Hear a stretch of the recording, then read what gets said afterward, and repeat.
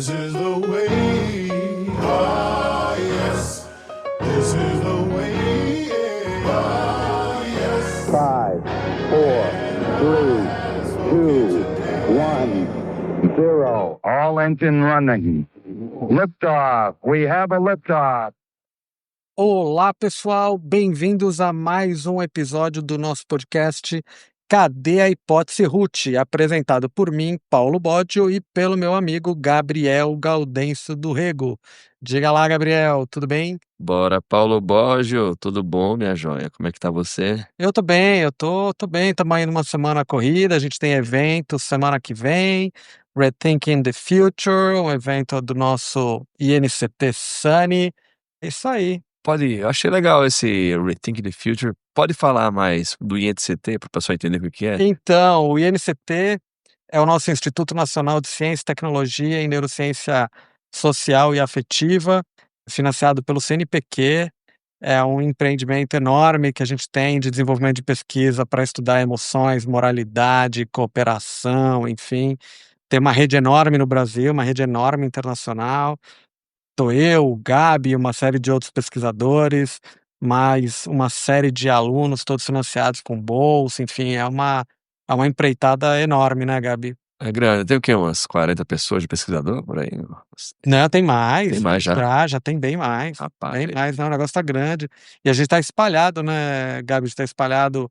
Então tem a sede tá aqui no Mackenzie, mas a gente tem os parceiros na Federal do Rio Grande do Sul, PUC do Rio Grande do Sul, PUC do Rio de Janeiro, a UNB, Universidade de Brasília, Universidade Estadual do Goiás, Federal da Paraíba. Também.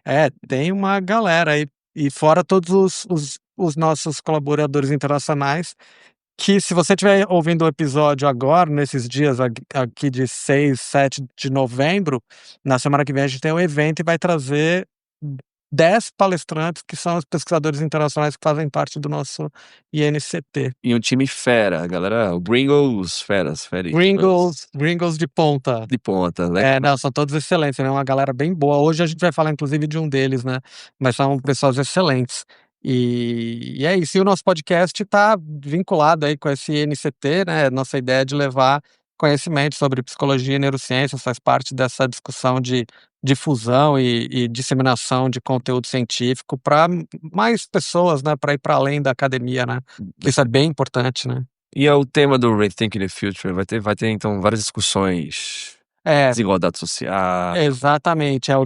O tópico desse ano é equidade social. Como que a gente consegue caminhar para mais equidade social, e para isso a gente vai contar com professores que vêm da filosofia, das neurociências, da psicologia, com estudos dos mais variados para discutir esse tema, né? Que maravilha. E em relação ao nome, Repensar o Futuro, você tem repensado o futuro? Então, o evento ele já está na 3ª edição, a gente já está planejando a do ano que vem, que também é o Rethinking the Future 4. A ideia é toda hora ficar repensando o futuro, né? Toda hora repensando. Porque o futuro não tá melhorando, né? Brincadeira, a gente fez um episódio que tá mostrando que tá melhorando. Tá melhor. Mas é bom a gente estar sempre com essa ideia de repensar o futuro, porque é a única maneira da gente caminhando para cada vez melhores soluções, melhores saídas, redução, por exemplo, de desigualdades, enfim. Então, a ideia do nome, inclusive, é um pouco essa, né? A gente, dentro das nossas áreas, conseguir repensar o tempo inteiro o que pode ser feito para melhorar, né? Para melhorar o futuro. Pensando em desigualdade, eu acho que o mundo tá melhor, no geral, né? Então as pessoas estão tendo mais condição de consumo, comendo melhor, menos fome, tal. Mas tá mudando alguma coisa aí recentemente. Eu tenho percebido, vendo, né, jornais sobre lista do Forbes e tal. Tem um pessoal ficando bem rico no mundo, tem? Tem. Absurdamente rico. E não somos nós. Infelizmente, né? Aqueles que acabam com a discussão e repensando o futuro, se pelo menos fosse a gente. Exatamente, aí tá melhor, tá melhor. Não, se fosse a gente, não precisaria repensar o futuro, né? Tu sabe Não, tô brincando. Tu sabe que eu sonhei esses dias, eu nem ia falar pra ninguém não, porque se eu não falasse, eu achei que ia virar verdade, mas eu sonhei que ganhava na Mega Sena, bicho. É mesmo? Foi, acho que foi um teste. E eu fui bom no sonho, foi legal. Você distribuiu... Eu paguei casa pras pessoas que eu tenho prometido casa. Prometi casa a algumas pessoas. Você prometeu casa? Prometi que daria uma casa pra algumas pessoas. E por que? Era dívida de jogo? Isso aí, conversando mesmo assim, rolou. Se eu ganhar, eu dou uma casa. Acho que é a pessoa emocionada. E aí eu não ganhava no sonho, eu me sentia responsável. Falei, não, prometi, né? Sacanagem E essa. você deu as Dei, casas. dei. Ô, Gabriel, você lembra os números? Tinha um 60 no Peraí, meio deixa eu anotar aqui. e o 31 também tava lá, eu lembro. Tinha 60 e 31, tá bom. Foi. Beleza, se você lembrar o resto, você me passa Tá. aí, cara. Eu juro que eu te dou uma casa. Obrigado, vai me ajudar muito. Mas é incrível, realmente tem ficado essas listas, elas vão mostrando pessoas, a riqueza concentrada muito na mão de poucos, né? Pô, cara, é um negócio de bilhão, cara. Até mais, né? Tem uns valores aí muito fora, né? Chegando a casa do É. trilhão de reais, né, gente? É Caramba, incrível. bicho. E aí, esse é o tópico de alguns pesquisadores, né? Um dos que vem para o Rethinking the Future tem inclusive um livro discutindo essas questões relacionadas à desigualdade, né? Que é o professor chamado Keith Payne. É um professor da Carolina do Norte, da Universidade de Chapel Hill. Ele vai estar com a gente semana que vem falando desses trabalhos sobre desigualdade. E hoje a gente vai tentar discutir um pouquinho, né, o livro dele, um livro bem interessante que fala sobre desigualdade social e que começa de um jeito legal, né, falando sobre questões de aviação, né, Bem bom. problemas de aviação. Você gosta de viajar de avião, Gabi? Rapaz, eu acho interessante. Gostar, não gosto, não. Eu acho uma É. experiência um pouco estranha às vezes. Tá. A tensão da fila pra ele embarcar. Deixa eu perguntar, em geral, você tá em que grupo do embarque?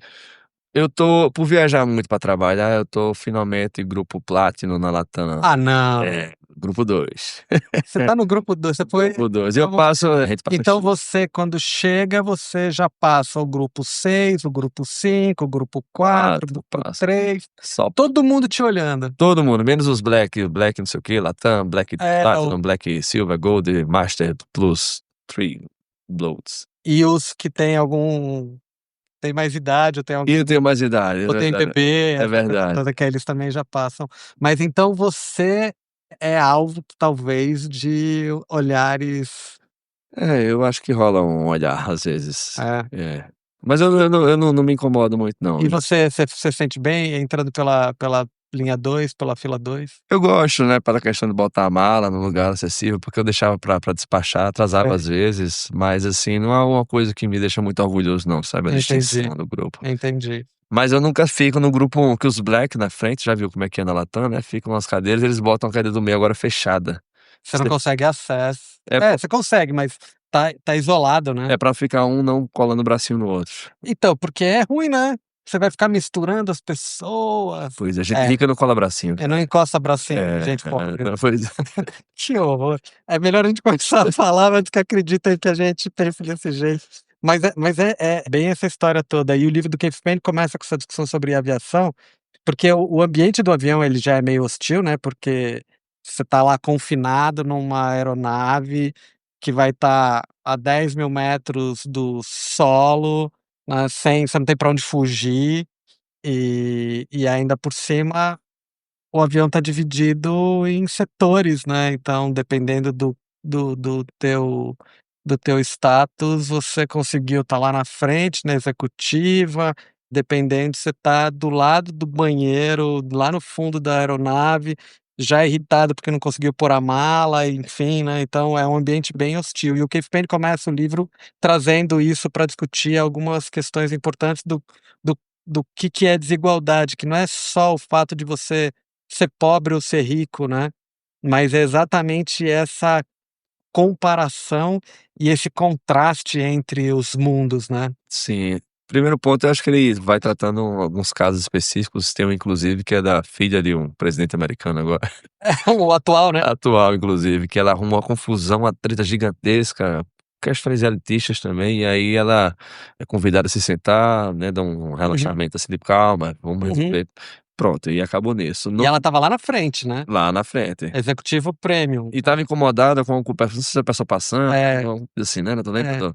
Eram os pobres passando do lado dela. Que horror, né? Que horror. Que coisa feia. Que horror. E aí tem o mesmo caso de um cara que estava na classe econômica, não no mesmo voo, mas uma outra história, que também vai arrumar uma confusão por um motivo que parecia um pouco mais nobre. E esse cara é praticamente expulso do avião. Ele é retirado do avião, Ou seja, porque há uma distinção no tratamento, né? E aí que vai deixando mais evidente ainda a questão da desigualdade, né? Que ela tem, inclusive, consequências, né? Pois é. O Keith Penny traz também alguns exemplos de estudo mesmo, né? Então, por exemplo, teve alguns pesquisadores que eles analisaram muitos voos para tentar levantar as taxas de agressividade, né? Que é um negócio que inclusive está viralizando muito, né? Você vê, hoje em dia tem muito vídeo disso, né? A pessoa pega a câmera e começa a filmar atrito de um passageiro com o outro, aí vem o comissário de bordo, aí entra a polícia, enfim. E aí ele traz umas discussões de um estudo que fez um levantamento dos incidentes de casos agressivos dentro do avião, e uma das coisas que eles observaram é que o índice de agressividade ele foi muito mais frequente em avião que tem primeira classe. Caramba. Que tem primeira classe. E uma das coisas que eles observaram é que em aviões que têm divisão de classe, os passageiros da classe econômica, eles estão 4 vezes mais propensos a agir com raiva. É o início da revolução acontecendo. Exatamente. E uma das coisas que fica interessante é, principalmente quando esse avião de primeira classe, o passageiro da econômica cruza a primeira classe para chegar no seu assento. Então, quando acontece isso, os estudos estão mostrando que aumenta em 2 vezes o número de briga. Caramba. Então, você tá num avião que tem divisão por classe e ainda entra pela frente, passa a primeira classe, vendo todo mundo já sentado, tomando champanhe, Mais deitando, espaço, com né? muito mais espaço, dá para deitar, dá para dormir, aumenta em 2 vezes, e aí é bem engraçado. Eles também calcularam o quanto o desconforto das viagens é causado por atraso da aeronave ou por essa exposição à desigualdade. Basicamente, o desconforto em situações dessa de voo em primeira classe, ele equivaleria ao desconforto de um atraso de umas 9, 10 horas. Caramba, bicho. A exposição à desigualdade. Caramba. É uma loucura, né? Loucura É uma isso. loucura, são uns números absurdos. Então, não é só o fato de você estar viajando na econômica ou não, é o fato ou na primeira classe ou não, é o fato desse contraste, Ter a né, divisão de classe. você tá exposto a esse cenário, né. Tu sabe que lembrou agora quando pega avião também, então tô na Platinum, no grupo 2, e Uhum. rola já meio que uma tensão nesses grupos, né, Uhum. porque o pessoal fica meio agoniado. Tem uma relação de agonia o avião, não Uhum. sei porquê, tipo, vai sair sem você, a E pessoa é tá ansiogênico demais, né, é demais. fechadinho, você tem que estar o tempo inteiro atento com documento, com isso, aquilo. Eu já vi muita tensão já, porque assim, quem é primeiro fica lá, né, fila 1, Uhum. grupo 1 e tal, mas rola uma tensão do grupo 2 e 3 ali muito grande, né, porque o Uhum. 3 também já tá achando que não é um grupo 4, ele já quer chegar na voadora. Exato, Só que o 3 o 3 ele acha que ele é quase rico. ele é quase rico, É. aí chega e de repente descobre que tem um 2, fica uma tensão, tipo: É. "Ah, mas eu sou 3". "Não, cara, mas eu sou 2". Mas também depois que entrou o 1 e o 2, o 3 tá todo pompão, né, Tá, pompão, agora o 4 e o 5 são piores, né. mas o 4, 5 fala assim: "Ei, tu não é 2 não, viu". Rola Isso, exato, rola uma tensão. Mas é uma novela, bicho, um negócio que, tipo, você fala, não tem pé nem cabeça, sabe. É. É uma distinção besta, porque é a forma de você se perceber dentro de uma Dentro de uma relação relação, dentro de uma e se relação. comparando, né, eu sou um. É. Você já viajou de primeira classe? Já, Já? tive o prazer de ser contemplado algumas vezes. É. Não muda absolutamente nada, só o espaço na cadeira. Que eu também tenho, eu pego geralmente o prato, pego o espaço atrás, eu tenho Aham. cadeira sem ser atrás da cortina, Sei. chique, né, Aham. mas é mais espaço. Eu gosto que eu sou alto, né, Aham. mas assim, Só fui na que primeira classe, é uma besteira, cara, Ah. frescura danada, viu. Eu fui 2 vezes. E aí, qual foi A primeira foi na lua de mel, numa época que as companhias, quando você comprava direto na agência, né, e aí quando a gente foi comprar era pra ir pra França e aí a pessoa perguntou o que era a viagem, a gente falou que era lua de mel, ganhar seu prêmio? e aí quando a gente chegou no embarque eles puseram a gente na primeira classe com champanhe, com um bolo Olha que e legal. tal, enfim. Sem comprovação nem nada, eu vou falar isso agora Tem toda nada. É por isso que parou, porque começou a ter gente que fala lua de mel, 3 vezes por ano, que Uma loucura. uma vez a gente estava viajando, conheceu um casal, se esse casal estiver escutando eu não vou dar nomes, tá, mas a gente conheceu um casal, e aí conheceu no guichê do hotel, né. E aí o casal no que chegou falando: "Ah, então, será que vocês conseguem um quarto melhor pra gente, porque é a nossa lua de mel e tal?" E aí a recepção rapidinho arranjou o quarto virado pra Que praia e maravilha, tal, que não sei o maravilha. quê. E aí depois a gente estava lá se conhecendo, aquela coisa de passeio e tal, e acabou conhecendo o casal. E, sei lá, 1, 2 meses depois, quando já acabou a viagem, a gente chamou eles pra irem em casa, porque acabou ficando próximo, e aí eles assim: a gente só queria contar um negócio pra você". Era mentira. Casado há 40 anos já Aham. aquela relação cansada. Exato. Ai, Então tinha muito dessas coisas. vou usar isso agora, esse É. poder do Ludmilla. E a outra vez foi do nada, eu estava viajando com o Eliseu, nosso colega professor. Tu Era mandou uma essa lua de mel não com ele, né? Não. Foi com ele a lua de mel. Desculpa, Aline. Eu fiz 2 lua de mel. 2 lua de mel, uma com a Aline e uma com o Eliseu. Dando um golpe com o Eliseu. Exato. Eu cheguei no guichê e falei: Eliseu aqui, a gente acabou de casar. Caramba. E eles acreditaram, né, acho que eles ficaram com medo também de ser homofóbico, sei lá, resolveram pôr a gente na primeira classe. Não, mas aí, a gente estava lá sentado lá na nossa fileira do lado do banheiro, e aí chamaram o nosso nome, a gente achou que, sei lá, ia ser preso, sei lá. E aí era, sei lá, por algum motivo puseram a gente lá na frente. Que legal, foi bom. Foi bom. Mas a gente tá aqui brincando e tal, mas a questão toda do avião, ele é bom pra gente começar a refletir sobre isso, porque ele exatamente evidencia essa questão dos contrastes, né, e do peso que você perceber a desigualdade tem nas tuas decisões, na forma como você age, na forma como você se comporta, né, Perfeito. porque de fato é uma exposição absurda. É mais ou menos igual lá no mundo, tem aquele que é um clássico, né, tem uma foto clássica, inclusive, que é aquele prédio com as piscinas no terraço, sentado em cima de Paraisópolis, né, que é Sim, um aquela foto. absurdo, né. Inclusive aquele prédio é bem acabadinho, viu? Tá, Me as falaram piscinas que parece que estão caindo, não, né. tá um negócio, tá meu.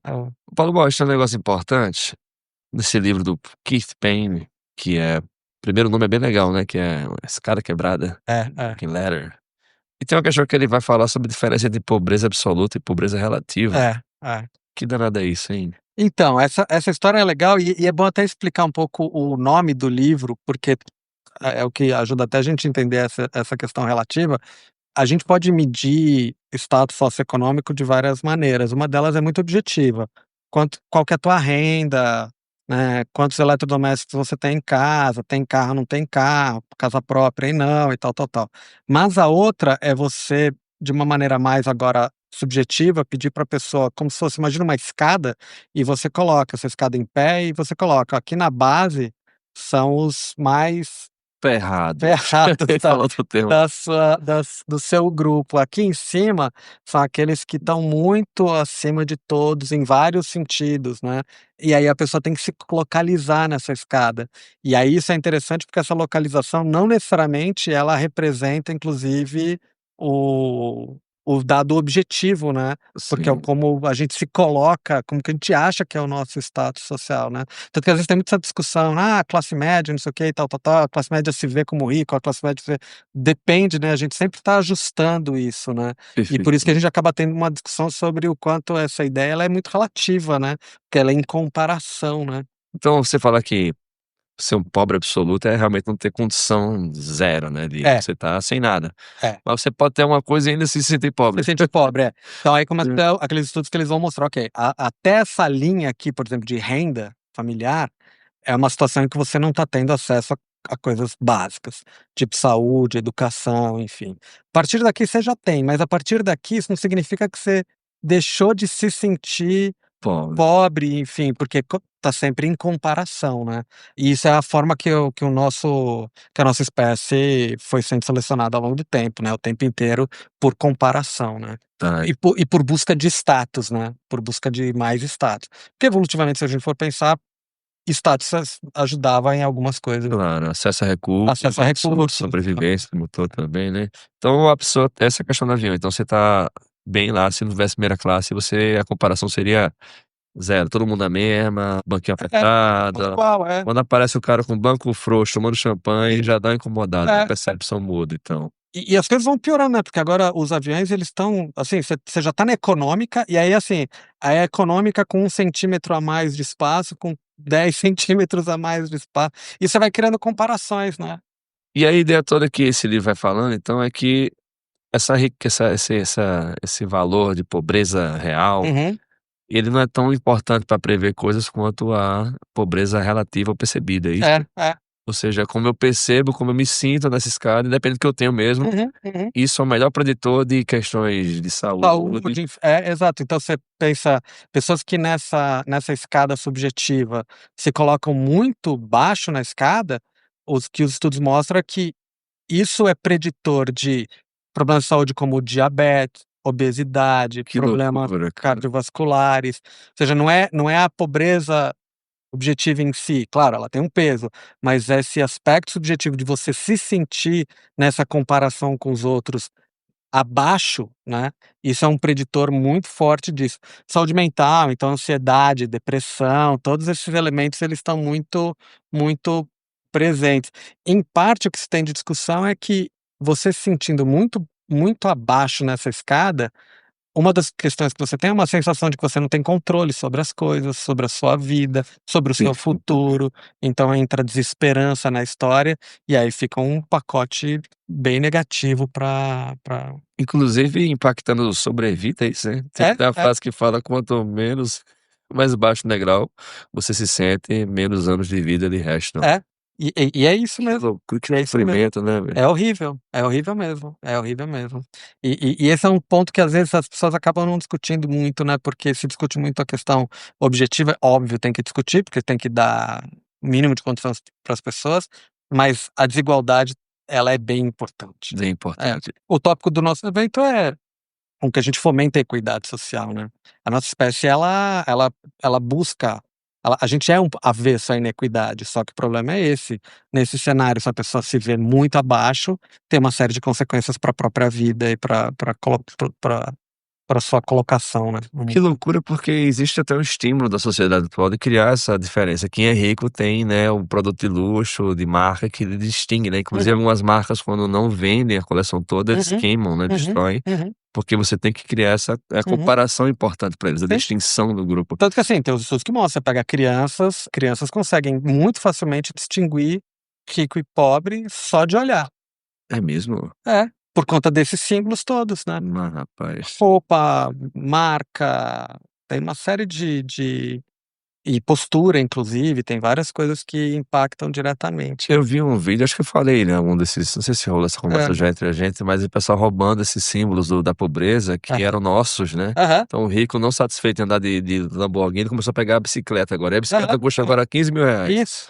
Sandália havaiana, chão de cimento queimado. Turismo no meio da favela. Pois é, e aí tá tudo caro agora. É. Vamos roubar usar o Tommy Hilfiger também agora.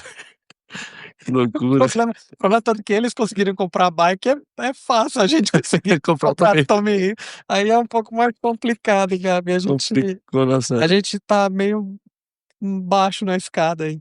Mas é interessante isso e é isso, boa parte da busca é essa busca por comparação que a gente faz o tempo inteiro.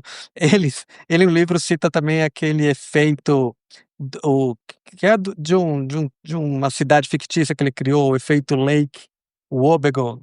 Você lembra desse Não, efeito? esse não. É o efeito que ele vem de uma sátira de um radialista dos anos 70, né, que ele tinha um programa e esse cara criou uma cidade fictícia do interior dos Estados Unidos e ele usava essa cidade para criar histórias humorísticas, enfim, na rádio. E aí o começo é uma frase que ficou bem emblemática desse programa, que era assim, bem-vindo, em inglês estava, né, mas enfim: "Bem-vindo a Lake Wobegon, onde todas as mulheres são fortes, todos os homens são bonitos e todas as crianças estão acima da média". Que do Que coisa doida. E aí, essa ideia toda meio que é uma metáfora psicológica para essa tendência de se perceber muitas vezes, agora ao melhor do que a média, né. Sim. Que é um outro lado dessa história da gente De muitas vezes se ver melhor do que a média em várias coisas, né. Se a gente perguntar para, sei lá, pegar um grupo de 100 pessoas e pedir para elas falarem: "Você, com relação à sua habilidade de direção, você acha que você tá nos 10% mais baixo, tá no meio, tá entre os 10% mais cima, São os pra cima?". melhores. Em geral todo mundo vai estar para cima, só que 90% tá entre os 10%. exato, exatamente. Todo mundo tá nos 10% Que mais cima. loucura. Você acha que você tá entre os 10% mais éticos? Cara, o mundo todo é ético, não tem como, né, não tem como. Então são esses vieses interessantes que eles ajudam a aumentar ainda mais essa questão subjetiva da comparação, né. Porque muitas vezes a gente tem um viés e um auto-engano com relação a quem a gente é, né. Tem até um experimento engraçado, porque isso não acontece só com o ser humano não, né, acontece Uhum, com outros animais uhum, também, uhum, né. Deixaram com vários primatas, uhum, macacos. Tem um experimento que é do Franz de Waal com a Sarah Brosnan, né, que uhum, fizeram sim. com macaquinhos, e é engraçado que eu sempre uso esse vídeo, né, quando eu vou falar Uhum. sobre questões de percepção, comparação, né. E aí no vídeo o macaquinho tá tomando pepinozinho, recebendo, troca uma pedrinha por pepino, o macaco tá mó feliz, né. Se testar os macaquinhos com pepinozinho, então tem 2 macaquinhos uma na grade e outro em outra, eles se vendo, dá uma pedrinha, dá um pepino pra outro, ficam lá comendo pepino feliz. Todo mundo feliz com pepino. Na hora que você troca um dos macacos, em vez de receber pepino, recebe a uva, que pra eles é preferido, Uhum. aí cria uma confusão grande. É. Então o macaco que recebe pepino começa a ficar revoltado, Aham. e é engraçado que a revolta dele parece um comportamento humano, né. É, não, se Na verdade o humano para se quem estiver escutando for na internet e buscar vídeos desse experimento, se jogar Capuchin Monkeys e Franz de Waal ou Justice ou coisa do gênero, provavelmente vai ver os vídeos. O macaquinho que continua recebendo o pepino e não a uva, vendo o outro recebendo a uva, é isso, ele bate na joga o grade, pepino na joga pessoa. Porque o que era bom na verdade muda, né, a referência do que é porque bom. é. Que loucura, Que é cara. a ideia de que o Franz de Waal é um dos que traz isso inicialmente, que é a ideia de aversão à inequidade, né. Pois é. Não é sobre o que eu tô recebendo, mas sim sobre o que eu tô recebendo em comparação ao que o outro tá recebendo, daí é essa ideia de aversão à Inequidade. inequidade, é. E isso tá aumentando hoje em dia, né, então não sei se a impressão que eu tenho é que nos últimos 20, 30 anos tinha até uns estudos mostrando que o cara que era rico, Bill Gates, Uhum, há 20 e poucos anos atrás, ele uhum, era rico assim, tinha 1 bilhão, uhum, 2 bilhões, já era um absurdo já, uhum, né. uhum. Até pela escala do milhão para o bilhão já é um absurdo, Já é um né, a absurdo. magnitude de, É, já é né, um 1000 absurdo. vezes Exato, mais. é. E agora os caras chegando a quase a casa do trilhão, cara, é um Exato. negócio que e havia um rapaz contando isso, ele transformando, fala assim: "Olha, o ser humano não consegue conceber claramente a diferença do me para o be", Uhum, né, então uhum, você vê, você fala, mas não entende muito bem isso de forma concreta, né. E ele comparando segundos, por exemplo, né, 1 uhum, bilhão de segundos eram 14 dias. uhum. 1 bilhão de segundos, tu sabe quanto tempo é? 1.000.000 são 14 dias, Aproximadamente. 14.000 dias, não, eu tô tentando aqui, Dá uns 31 anos, bicho. 31 anos. Olha a diferença de 1 mi De pra 1 bi, o negócio eu tô é um tentando. absurdo, cara. Não, é uma loucura. A gente vai perdendo essa capacidade inclusive de fazer de analisar os dados, Comparações, de né. fazer comparações, né. Então, assim, essa questão é muito muito importante de discutir.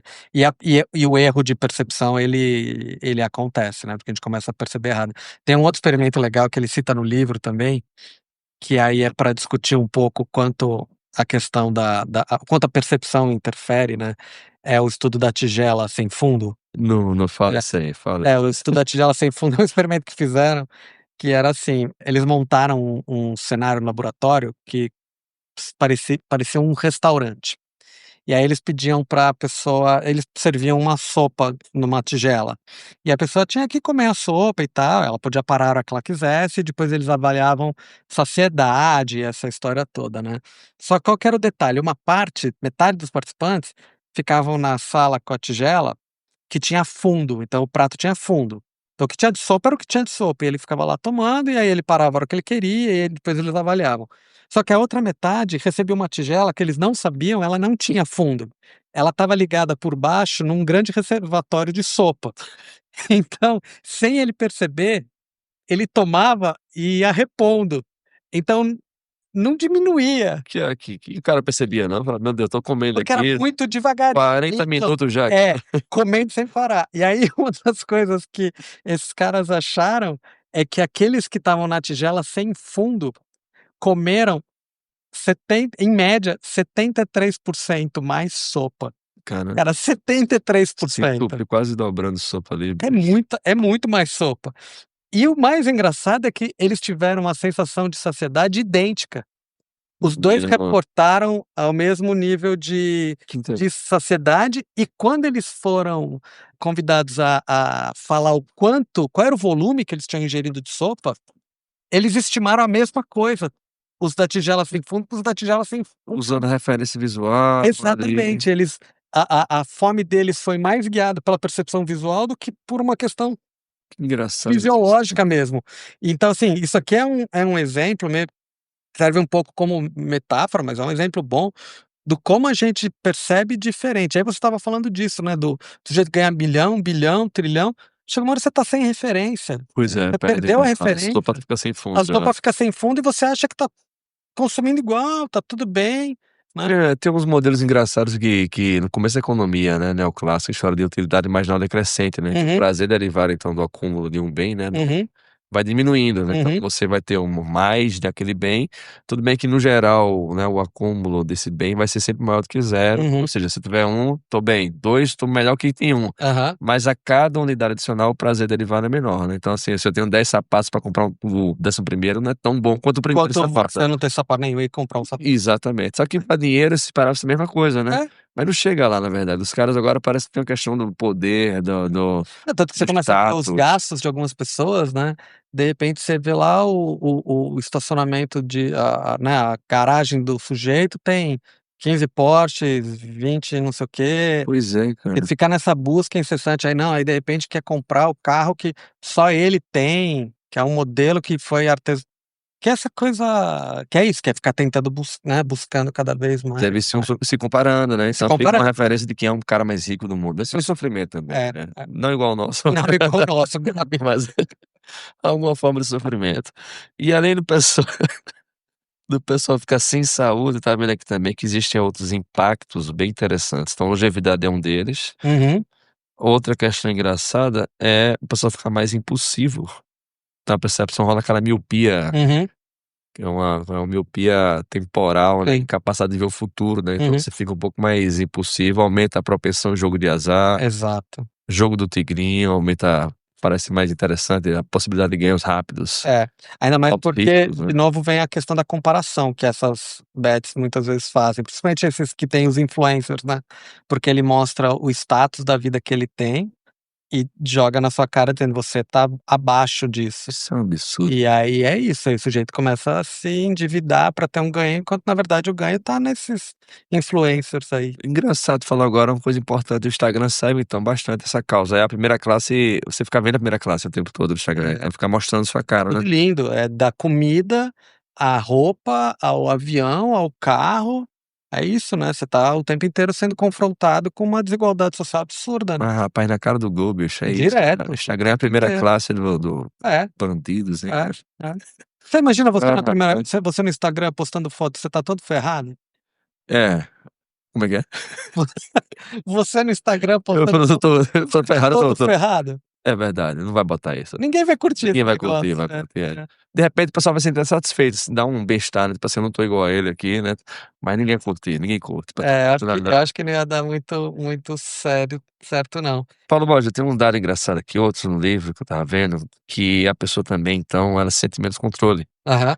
E ela impacta alguns efeitos psicológicos curiosos, tem um chamado pareidolia, você Hum. conhece esse? Não, explica aí pra gente. Pareidolia é o lugar de você ver padrão onde não existe, Aham. tipo, ver rosto, Da nuvem, né. me mostraram uma vez que não vou falar isso não, deixa eu parar. Hã.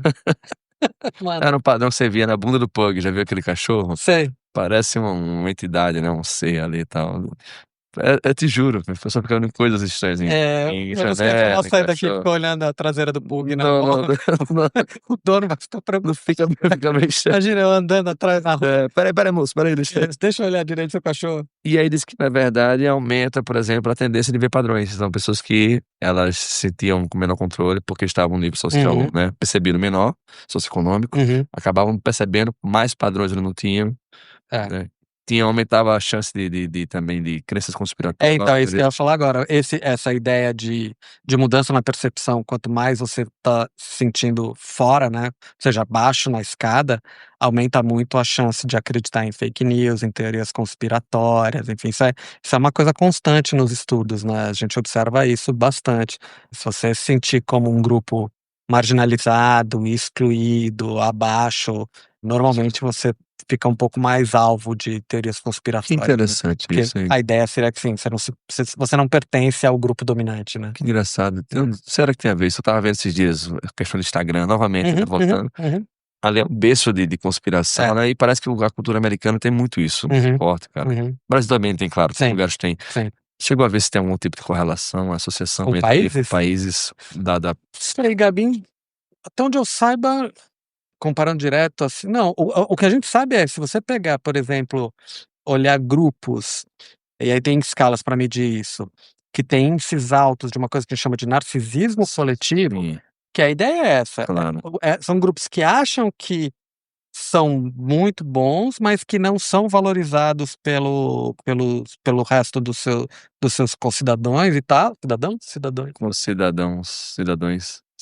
Como que a gente pode ter um podcast que a gente não sabe nem falar, né? Trabalho com ciência, É. não. Com números. É. E basicamente o que se mostra é que quanto maior esse índice de narcisismo coletivo, né, maior a crença em teorias conspiratórias, em fake news. Porque, de novo, essa ideia de você ser um grupo à margem, né? À margem. E se for um grupo à margem dentro de um país com desigualdade social, então. Porque é exatamente Aí isso. complicou mais. Só vai piorando, porque você acha que você não pertence, que você é alvo dos outros, né? E me diz aí, então, tem solução? O livro fala uma solução pra isso? Tem a ver com guilhotina? Não? Como é que é? Então, existem tentativas ao longo dos Tô tempos. brincando. Guilhotina já foi uma delas, né? Funcionou na época ali, talvez deu uma revoluçãozinha ali, mas a desigualdade continuou do mesmo jeito. Piorou, na verdade, né? Piorou. E o engraçado é que se a gente for olhar, a gente que faz neuro, né? Que essa é uma outra pergunta, né? O que do ponto de vista biológico explica essa nossa comparação social e esse efeito que a desigualdade tem, enfim. E aí tem alguns estudos que fazem isso, né? Comparação, ver os efeitos, principalmente em circuitos de recompensa, da comparação social, né? Tem o estudo do Fliesbach, que é um estudo de 2007, já é um estudo antigão já, que foi publicado na Science, que vai discutir exatamente isso, né? Como que o nosso cérebro codifica recompensas financeiras de forma absoluta, né? Então, assim, é o quanto a gente ganha numa tarefa, por exemplo, ou relativo, o quanto a gente ganha em comparação a outro. E aí, para isso, eles criaram jogos, né, de decisão, em que você poderia ganhar os valores, mas você poderia ganhar e ver o que o outro está ganhando e poder ter padrões de comparação. Então, basicamente, a gente pensa em circuito de recompensa, a gente já discutiu isso até num outro episódio, né? É importante quando tem reforçador primário, quando tem, às vezes, valor subjetivo associado, que poderia ser o ganho, inclusive, financeiro aqui, mas o que esse estudo mostra é que o quanto a gente tem de ativação dessas redes aumenta se o valor que você está ganhando é em comparação ao outro. Claro. Então, assim, a comparação tem um efeito ainda maior. Claro. Ainda maior, né? É engraçado ter essas conversas, assim, em relação a você, às vezes tá ganhando, né? Tava conversando contigo sobre beach tennis, né? Que é a conversa do Eros e da Laura. Da Laura. E aí, assim, você sentir que você ganhou, você perdeu. Não, eu perdi. Então, esse é o problema. Na escada social do beach tênis, você tá sentindo lá embaixo. eu tô me sentindo lá embaixo. Isso é um problema. E aí a questão toda assim, tá, o Eros jogou também. O Eros jogou comigo, a gente perdeu. Pô, A gente ganhou um jogo, boa. mas perdeu o resto e não foi Campeonato. pra frente, perdeu o campeonato. 20 jogadas. Aí o Eros jogou tinha o torneio de dupla masculina e o feminino e o de dupla mista. Tá. E aí ele na mista jogou com a nossa amiga Jaqueline. E eles ganharam o torneio. O que mostra que o ruim da dupla era eu, né? Você impacta bastante, Eu né? tenho um peso muito negativo. Pois é, porque assim, se tivesse perdido o Eros também, fica mais tranquilo. Fica diluído. Mas não, eu perdi quando joguei com ele ganhou quando jogou com o outro, logo. A comparação impacta. E aí eu fiquei lá embaixo. É aquela ideia, é melhor você às vezes estar ferrado junto com a galera do que certo sozinho, né? Isso da desigualdade, né? Pois é, exatamente. Ela tá em todos os lugares, inclusive no beach tennis. E aí, de solução pra resolver esse problema? Então, ele fala umas questões. Para de jogar. Parar de brincar. De jogar beach tennis. Sair do capitalismo é uma solução. Cara, achatar a escada funciona? De repente tentar. Como que seria achatar a escada? Guilhotina era a solução que eu falei primeiro, mas não funcionou. Não funcionou. Então, de repente, políticas de tributação progressiva, taxação de vida, claro. faz sentido e funciona. Faz sentido. Valorizar profissões que são desvalorizadas, enfim. Porque você tem também uma diferença muito grande em várias coisas, né? De repente você tem salários, mega salários para algumas coisas, salários que não garantem nada para outras. Pois é. E o problema é que, além dessa diferença objetiva que a gente tem, é que estão todos próximos, né? E aí você tem a desigualdade ali na cara, né? Pois é. Então essas políticas de que investem mesmo na educação, por exemplo, Uhum, aumento do salário mínimo, uhum. melhora do poder de compra, isso teoricamente poderia aliviar um pouco, né, talvez essa comparação, esse impacto, né. É, Ou ajuda um pouco. ajuda um pouco. Ajuda um Outra pouco, questão, mas ela é mais objetiva, né? ela é mais objetiva, Porque o problema todo continua na sendo percepção. na percepção, né? Aí você falou outra coisa importante, questões então da percepção de valores, né. Então talvez de repente dar mais valor, né, a coisas que sejam mais importantes, né. Então usar essa ancoragem de valor em coisas que são, né, relevantes de saúde, de Sim, família, de bem-estar, de sim. tempo. Sim, porque esse é outro dado, né? Quanto mais desigualdade, mais a gente tem cidades com mais crime, mais Claro, né. homicídio, mais problemas de saúde. Então, quando a gente diz, combate à desigualdade, as pessoas estão pensando, sei lá, em algumas coisas muito específicas, na verdade, a gente tá pensando no todo, né? Claro, pois é, exatamente. E outra questão também de comparação, porque se você pode comparar para um lado, pode comparar para o outro também, Uhum, pode? uhum, uhum, Então, de repente, a gente tem essa referência, porque tem até uns estudos legais de pensamento contrafatual, né? uhum, Então, contrafato, uhum, factual, que é a ideia de, tipo assim, tá, então você tá, poxa, poderia ter sido melhor, poderia uhum. estar ali, né, viajando e tal. Mas, cara, se você pensar bem também, você poderia estar muito pior, né? Poderia. Então, Que aí é uma coisa que vem, que é essa do pensamento contrafactual, que se junta à ideia do John Rawls, né? Que é a ideia do véu da ignorância, né? Porque se você fizer, que é a proposta que o John Rawls tinha de quase que um experimento filosófico, e a gente tá vendo agora que nas pesquisas a gente consegue achar o quanto ele tinha razão nisso, né? Se você se colocar no mundo, para pensar um mundo, imaginando que você poderia ser qualquer um deste mundo, não uma pessoa específica, mas claro, você pode ser o fulano X, fulano Y, mais pobre, mais rico, o que sofreu isso ou não sofreu aquilo, enfim. Você pode ser qualquer um. Tipicamente, a gente tende a convergir por uma melhor distribuição de recursos. que legal. Diminuir a desigualdade. Eu faço um exercício mental parecido aí do Rawls, que ele diz assim, se existisse reencarnação, digamos, vai que Uhum, a chance de você vir, né, se você nascesse novamente, era muito mal em vir, uma condição, às vezes, financeira não tão boa, né? uhum, Porque, por exemplo, a gente ganha um salário bom, de repente saímos entre os top 10 do uhum, Brasil, né? uhum. Cara, é um absurdo, né? É. Porque, assim, por mais que consigamos viver bem, Uhum. ainda assim não é aquela condição de. Uhum, Então, assim, é muito mais forte a chance de vir para um lugar que você vai ter violência, uhum, desigualdade, uhum. né? Então, esse exercício mental de pensar, poxa, o que que eu quero garantir pro meu próximo, né? Isso, é isso. Poderia ser eu, no caso, né? Poderia ser eu. Se você Claro. se colocar nessa situação em que eu poderia ser qualquer um, Claro, você vai tentar achar uma solução intermediária pois é. para convergir. Ou seja, qual é o lugar que todo mundo mereceria, né? Pois é. Isso que é engraçado. Teve essa semana, teve um deputado que, numa conversa, numa entrevista, começou a dizer que, por conta dessa história de aumentar a tributação, né, para pessoas super ricas, né? Claro. E ele entrou numa discussão de que os valores estavam falando não eram super ricos, não eram super ricos. E eram valores assim, tipo, teu salário seria, sei lá.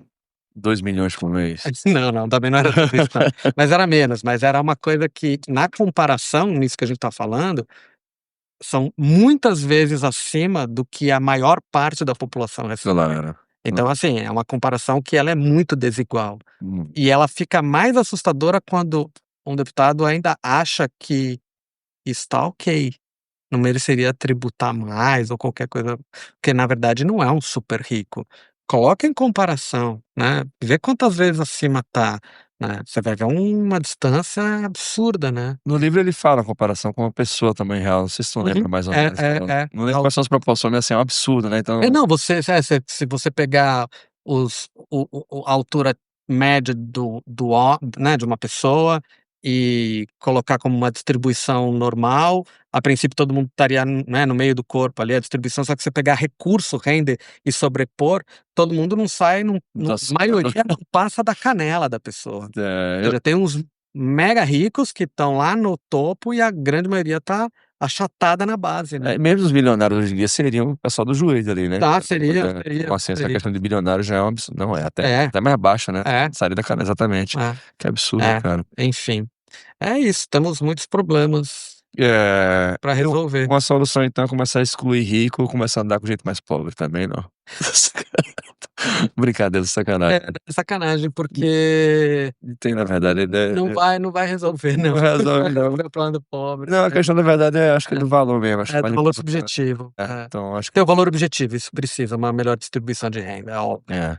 Mas se ela for melhor e isso diminuir a percepção de desigualdade, aí sim o efeito é grande. Mas fala uma coisa engraçada agora nesse programa de hoje que eu não tinha percebido, que é o Instagram esse efeito não só de tipo o outro tá vivendo bem, mas a questão da percepção socioeconômica, né? Então, o cara tá viajando, sempre é um negócio. E estamos aqui trabalhando, né? Exato. É. Com carro de luxo, com tudo. Pois é. Que os influencers fazem uso disso pra ganhar dinheiro. Pois é. Pra ter exatamente o que eles mostram. Exatamente. Uma armadilha, viu? É uma baita armadilha mesmo. Muito legal, hein? Gostei bastante. Isso, Gabriel. A gente tem que continuar nessas discussões até pra pensar o que se pode fazer, né? Acho que esse é um ponto pra gente colocar em outras discussões. Semana que vem a gente tem o nosso evento. Vamos ver se a gente aprende alguma coisa semana que vem pra trazer Legal. do que é possível fazer. A gente vai ouvir o Keith Payne como que se fala? Na fonte, né? Da fonte, diretamente. Ele tá vindo. É isso, né? Tem uma questão que eu acho legal, você falou de percepção de valores, tem umas táticas de gerenciamento de estresse que é diário da gratidão e tal. Sim. Às vezes é só perceber, tipo, não tô lá, não tenho. Você tem muita coisa, né? Você tem saúde, Sim. você tá com uma família boa, tá comendo bem, então acho que isso vai dando uma percepção. Vai dando uma percepção, ajuda você se localizar um pouquinho melhor, né? Legal, muito bom. No caso do beach tênis, não tá me ajudando. Eu ver que tem pessoas que jogam pior. Tem. Olha pra mim. Estaria eu lá. Ai, tá bom. Maravilha, Gabi. É isso aí. Pessoal, espero que vocês tenham gostado aí deste episódio sobre desigualdades. E vamos que vamos. Beleza, Paulo. Valeu, Gabriel. Valeu, um abraço.